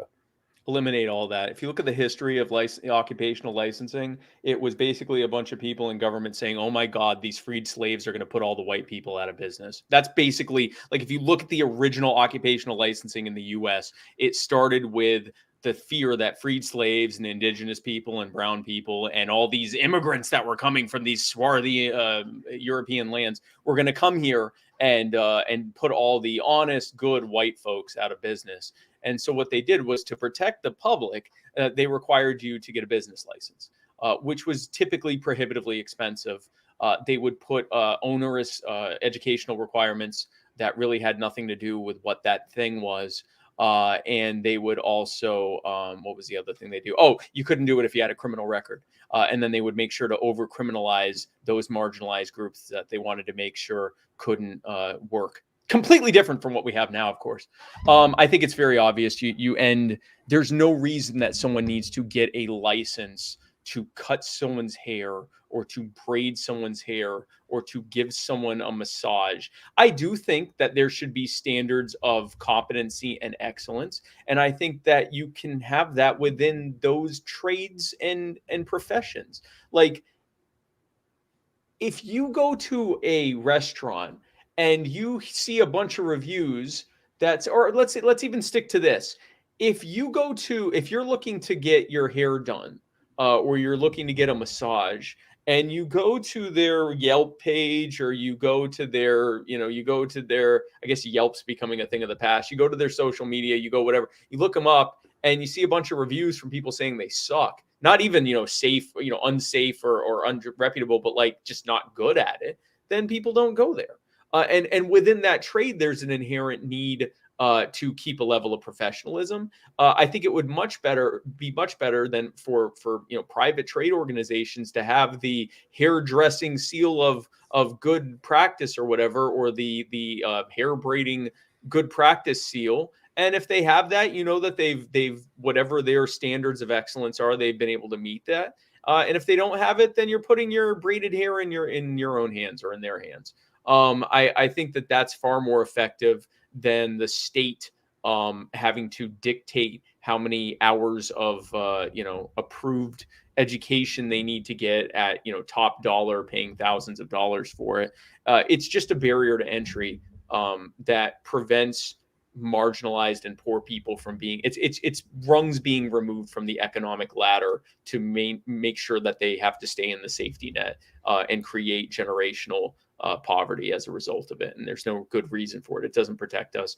Licensed hairdressers, licensed hair braiders are just as likely to do something wrong as someone who isn't licensed. It's not protecting you, and it only hurts the people who need the people who need to be able to access entrepreneurialism and small business and being their own worker. The people who need that disproportionately need that the most are the ones that are being disproportionately the most harmed by it, and the consumers are not being helped by it. So now this next question actually came up in both Twitch and YouTube simultaneously. I'm going to Mhm. use Samuel's version of it. How would the Libertarian Party fix the education system? Sure. So, if you look at the history of education in this country, in 1979, I believe it is 1970 something, the U.S. government came to the people and said, the federal government came to the people and said, our rates of literacy have been stagnant for many, many years now. And the number of students per teacher has been steadily climbing up for quite some time. And so, in order to combat this, we need a federal Department of Education. And we're going to spend a bit of money to be able to to increase those literacy and math proficiency rates after many years of stagnation, and to reduce those rates of student per teacher. And since then, in the last almost 50 years, or over 40 years, the federal government has spent, adjusted for inflation, over $3 trillion. And during that time, you are going to be shocked to discover that literacy and math proficiency rates have gone down and the student to teacher ratios have gone up. And that the only thing that has really gone down is the student to administrator ratio. You're also going to be shocked to discover that the vast majority of that money has been funneled into large corporations and government agencies, not into the pockets of teachers, but actual just government agencies. And you're going to be further shocked to discover that they've created programs like No Child Left Behind, which actually punishes creative solutions for education and instead requires your children to be raised by Scantron. And if your children don't like being raised by Scantron and don't perform well in that environment of constant standardized testing, then they get labeled with oppositional defiance disorder or ADD or a bunch of other things, or as we used to call it, being a child. And then they get put on drugs and put in special needs classes when they're not special needs, because then that allows the school to not have to keep up with the minimal testing requirements for that kid, which is why you'll be further shocked to consider that there are many school districts where the majority of children have been labeled special needs, and where there are other school districts where less than 1% of the student body are actually graduating. That's what government has given us. That's what the federal government has given us with education. So, number one, the federal government has proven to be easily a net harm when it comes to education. And the Department of Education, and take all of that money and all of that decision-making ability, take it out of the hands of the federal government, and for that matter, take it out of the hands of the state government and put it back in the hands of individual school districts, and more importantly, in the hands of parents. Let the parents decide where their kids are going to school, how their kids are going to school, under what directives their children are going to school, what their children are learning and how they are learning, what they are or are not required to do.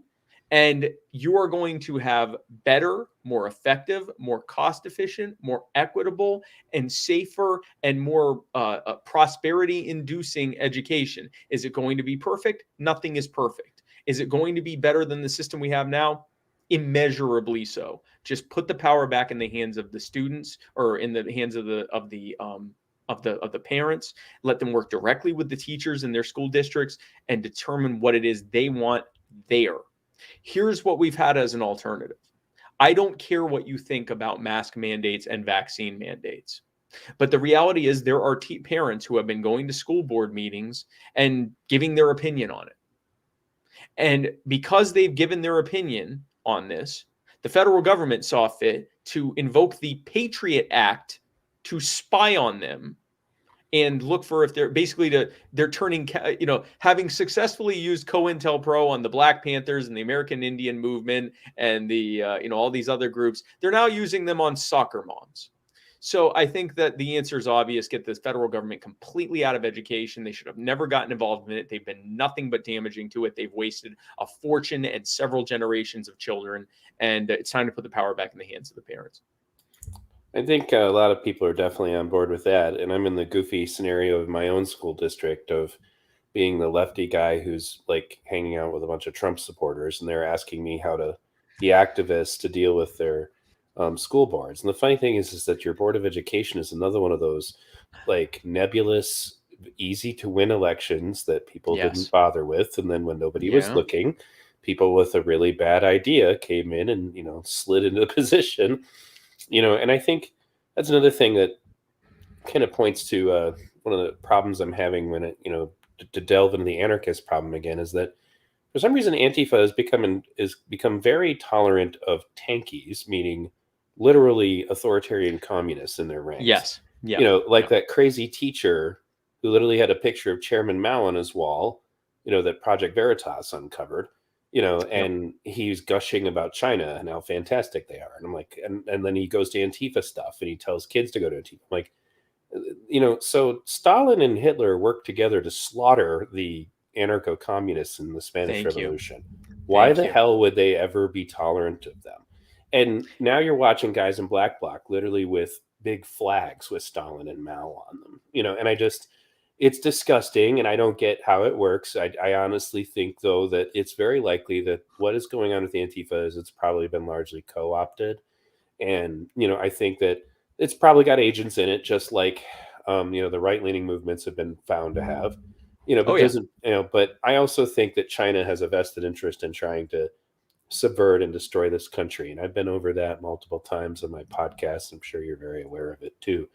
So there's some more things. They also, the Chinese have a very vested interest in channeling the communist, Marxist, left-wing anti-authoritarian movement into being pro-China, which means being friendly with tankies. Because remember, from the Marxist, I guess the Marxist way of looking at things, a tanky is essentially a state capitalist.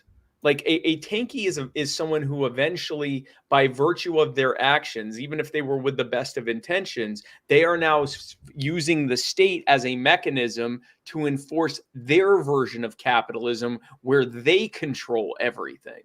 Right. And it's not for nothing that Deng Xiaoping in China, when he was undoing Mao's Great Leap Forward and replacing it with Dengism, he called it state capitalism or fascism. So that's the part of the horseshoe theory that is thoroughly confirmed. The very moment you move away from anti-authoritarianism, whether it's anarcho-communism or anarcho-capitalism or freaking market anarchism or even like radical minarchism or just very small or no government and removing unjust hierarchies. And the very moment you say, yes, we definitely need these imposed, coerced hierarchy, but only to deal with the bad guys, all that ends up happening is now the good guys become the bad guys. And like you said, horseshoe theory is Stalin and Hitler working to purge Europe, East and West, of anarchists. Right. The horseshoe theory is Lenin after the very first post-revolutionary election saying, no, I don't like those results. Kill everyone who won. That is what authoritarian, which is why left unity is every bit as much of garbage as right unity. I do not unify with people who in theory kind of agree with me on economics, but also think it should be forced on everyone at the barrel of a gun. We don't agree. I would much rather work with someone who goes, you know what, I think your way sucks, but I think you should be over there doing that, and I'll be over here doing this. We can leave each other alone and see if there's any way we can work together in the future. That I'm cool with. I would much rather work with a lib sock than a freaking Republican. Like that's, much less a freaking unabashed fascist. And if you're a lib sock, I am way more of a natural ally for you as a libertarian anarcho-capitalist than a freaking Leninist or Maoist or a DPRK apologist. Give me a break. Right. It's absolutely insane, and it's starting to to come around that people are starting to get it. But it's I hope so. It's taken just planting some seeds, in the right places. But I mean, I can't cover for all of them. But You got time for some more? I know we've been at this for a while. I can do like a couple more questions. Yeah, I can do like one or Sure. two more, and then we'll wrap up. It's just been flowing pretty well. So, Yeah. open borders and mass immigration. The government has no business telling you who you can host, hire, or house on your property, and they have no business telling you what properties you can travel to where you are welcome. That is what the founders actually intended, was a system where the government had no business telling you that. More importantly, it's a violation of your rights to tell you that. And in fact, even more importantly than that, we see what the war on migration has gotten us. It actually started, the first migration restrictions on this country were a weird union of Democrat labor unionists and outright nativist racists who hated people from Asia, who worked together to get enough judicial activists appointed to the Supreme Court to completely skew the definition of the Commerce Clause to include the movement of humans to be considered commerce, which was what they used as the opening the Pandora's box of allowing the federal government to do something that the Constitution does not give them the authority to do, which is to limit migration and to restrict it. Now, when I say they opened a Pandora's box, what I mean is that by redefining commerce to include peaceful human action, that laid the groundwork for them to introduce gun control, for them to introduce the war on drugs, for them to introduce vaccine mandates, for them to introduce the Obamacare insurance fee mandate. And anytime it gets challenged, almost inevitably, they use the Commerce Clause and the apparent unlimited ability of the government to tell you what commerce you can do with your own body. And that all started with immigration. Now, look at what that has led to. Immigration, the attempt to control immigration, has led to the national ID cards. It has led to workplace raids, which will now inevitably be used to enforce things like vaccine passports, lockdowns, and things like that in the future. It already is actually, in at least small scale.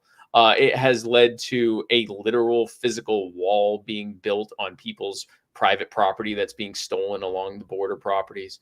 Not just the property for the wall itself, but usually the entire property, because then they need, territory beyond the wall for the agents to be able to cross and lay down yards for their equipment and roadways and stuff like that. So basically just stealing millions of acres of property along the border to use to basically make a fortress, under the promise that they'll never use it to keep you in, of course. Walls only work one way. And what else? They also have the 100-mile zone. So under the auspices of immigration reform or immigration control, making sure that the illegals don't get in here illegally, the federal government and any law enforcement agent that they deputize is allowed within 100 miles of any border or shoreline, including the Mississippi River and the Great Lakes. So basically, where 3/4 of us live, within 100 miles of any of those areas. So if you live near the edges of the country, or if you live pretty much anywhere in Alaska, or if you live in Hawaii, or if you live in Florida, or if you live anywhere on the East Coast or on the southern coast, or southern states, or on the West Coast or on the northern states, or near the Mississippi or any large body of water, then you are in one of these 100-mile zones. They presume the authority within those zones to detain you for as long as they want, for whatever reason they want, with no warrant or stated reason necessary. And they can do whatever they want with you. They can, any evidence they collect against you can be used in a federal court of law, even if it has absolutely nothing to do with immigration. And all they have to do to justify it is within 90 days, they have to send a form letter to a federal judge informing them that the original reason they stopped you was even vaguely related to immigration concerns. And it will not matter if they didn't turn up a single immigration violation in the process. You can be a citizen who was born here. It does not matter. And we see this routinely in federal court, where people are pulled over by agents who are deputized after the fact, and they pull people over and they arrest them on drug charges without any warrant. And when they go to court and try to fight it, the courts go, no, they sent a letter saying it was about immigration originally. That's what has happened. Here's what hasn't happened. Stopping people from coming here. There are somewhere around 5 to 10 million people who are here illegally. So clearly that's not working. Now, at the same time, there are hundreds of or tens of thousands of people in what can accurately be described as concentration camps along the southern border. So it's not as though they aren't making sure to harm people who are on their way here. But if you are able to hire a cartel or a coyote to smuggle you in, then you are likely to end up being able to be here illegally, possibly for your entire life. So that ain't working. The reality is that the war on migration is no different than the war on drugs or the war on sex work or the war on guns or the war on income or anything else. It isn't fixing whatever problem they pretend that it actually is. It's just another bludgeon they can use against you.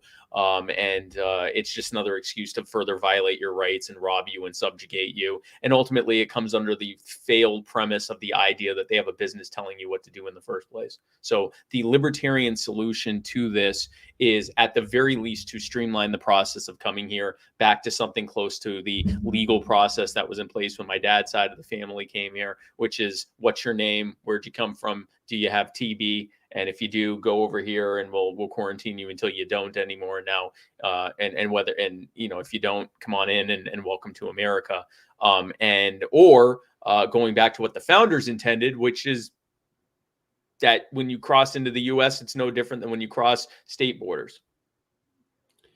Okay, so one more question from the audience, then I have a final question from me. And Okay. there are still lots of good ones here. And I'm going to make sure you guys have the ability to get in touch with Spike on your own and follow his work so that you can ask any questions that we missed.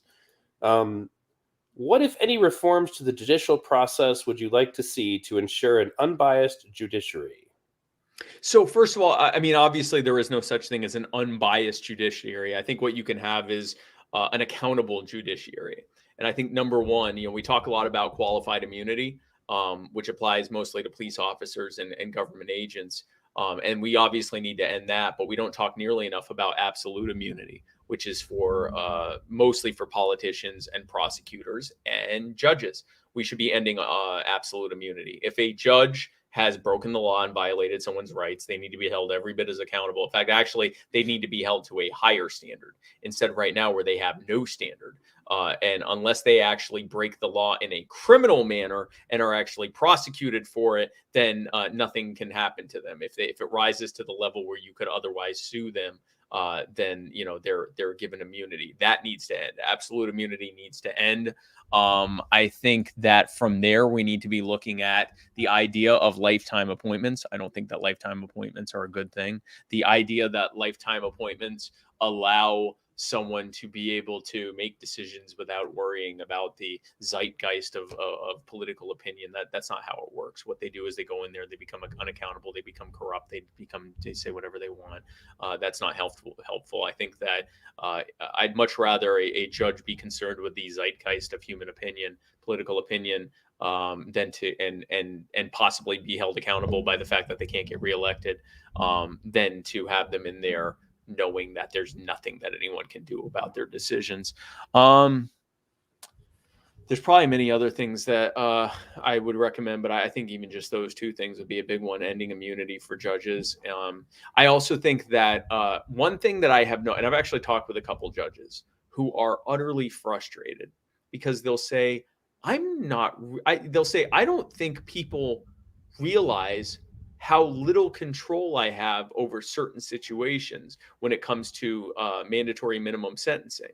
Like, their hands are tied. There are a lot of actually decent judges out there who would much rather put certain people in diversion programs or addiction programs and things like that. But instead, if that charge was a distribution charge, because they weren't just using the heroin for themselves, they were using it, they were selling just enough to be able to afford their own stash to keep their addiction going. Instead of saying, hey, you know what, I'd rather put you in some kind of a rehab program so you can get back on your feet and not give you a criminal record for this. They're told they have to put that person in jail for some ridiculous minimum, and sometimes over 10 years. And if it's in a drug-free zone because they're a poor person that lives near a park or a school or a government building, now it's 25 years. I think we need to be ending minimum sentencing.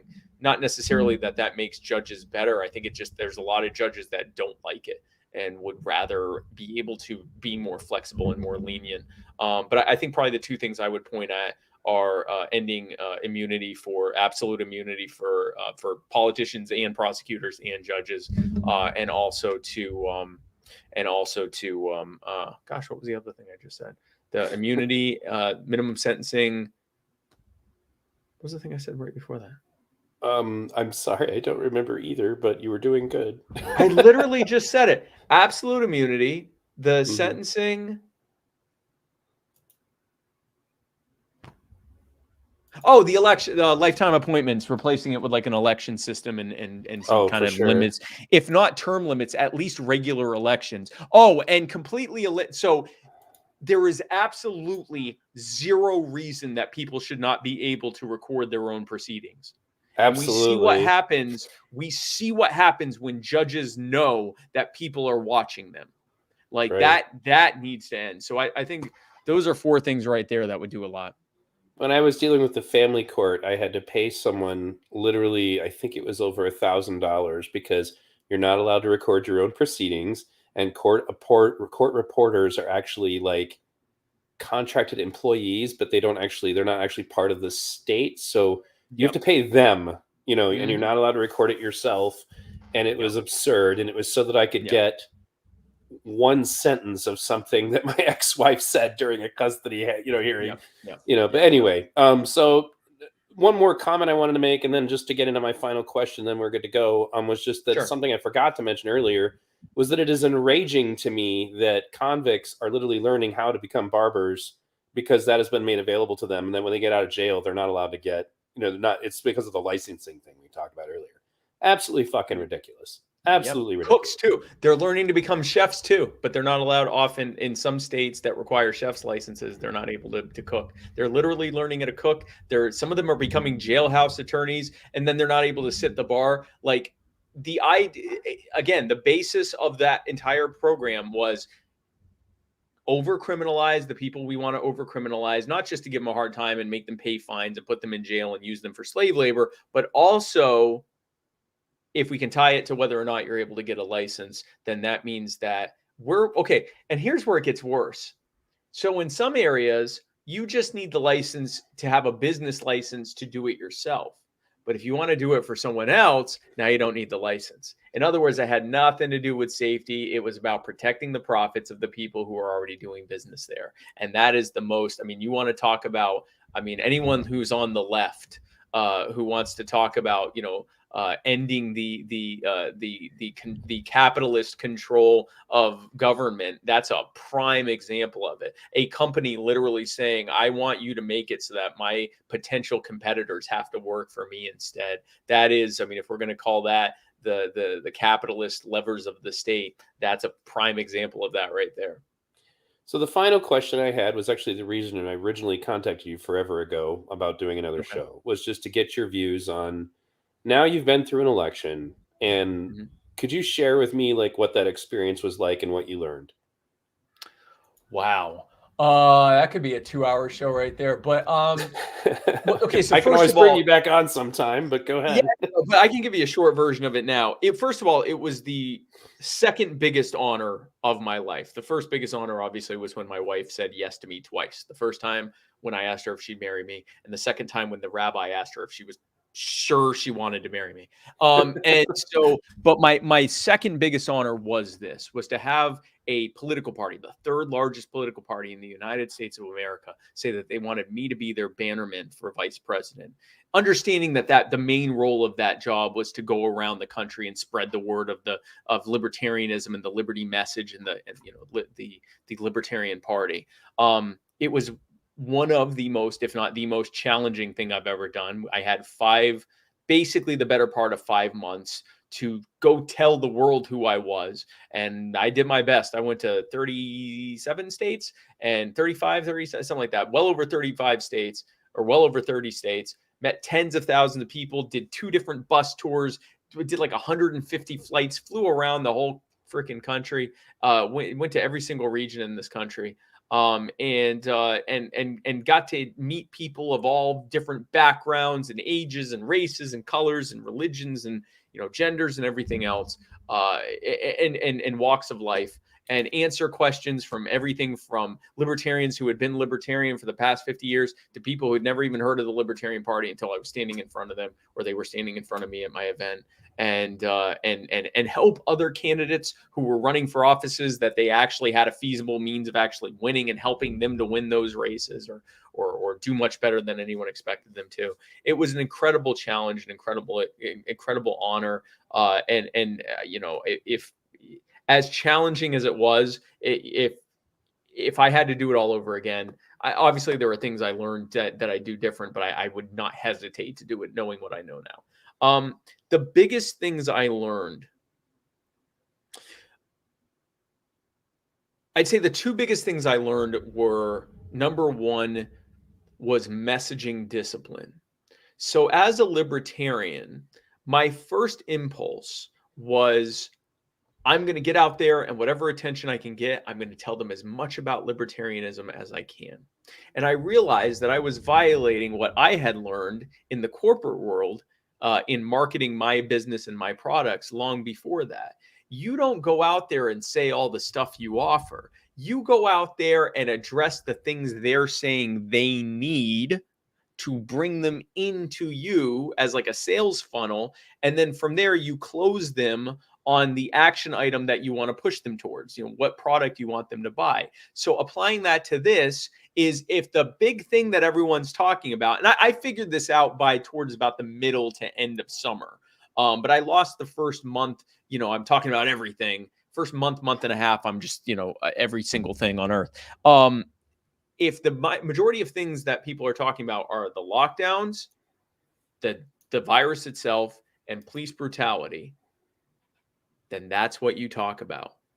And if the inevitable other things that spring off from that end up coming up, poverty, stimulus spending, healthcare in general, the reaction to the violence from we have answers to that as well. But we focus on what it is they're saying, and we message that over and over again, and we hit that because we aren't at the point yet where we can decide or dictate what the discussion's about. We don't have the ability to change what everyone's talking about with a couple of posts or tweets. We're not there yet. But what we can do is show up to a conversation that's happening and have the best answers of anyone that's in that conversation. And then the other thing I learned was, it was crucial that I protect what is being said as me. So before I got nominated, 100% of my social media was my posts, me putting up stuff. After the election, pretty much 99%, almost 100% is exclusively being written and said by me. After I got the nomination, in a very quick period of time, my social media went from something that I was running exclusively to something that I had no time to run, because I was literally going around the planet. And I now suddenly had this great team of people that I had put together to run my social media, which was fantastic. But one thing, I trusted these folks so much, and 99% of the time they did a fantastic job and said things in a pitch perfect way. And really, it was like set it, forget it. They knew how I thought, they knew how to say it like me. I didn't have to worry about it. But there were one or two incidents where they put out something that I did not agree with, and it certainly wasn't said the way I would say it. And because I didn't require that anything that was put out had to be run by me first, a couple things went out that to this day, I still have people going, "Oh, do you still think that?" And I have to tell them, no, I don't. And here are all the times I posted or tweeted saying that it's not, but that's going to follow me for the rest of my life. And I don't have anyone to blame for that but myself. I did not recognize that there always had to be that control, that before something went out, I had to at least look at it and say, yes, that's fine, or no, word it this way, or change this to that, or remove this, or add that, or no, we're not doing any of this.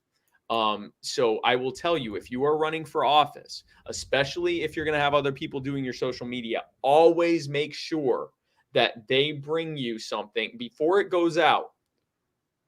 Maybe the exception of something saying, come see me at this event or something like that. Like, something very generic. then you can do that. But honestly, even now, I've told them now how I like stuff like that worded, because I think you can word it in a way that gets more attention than just, hey, come see me here. But anything of any kind of level of import, you have to sign off on it. You have to look at it. You have to say, is this something that I agree with? Is this something that I think is important?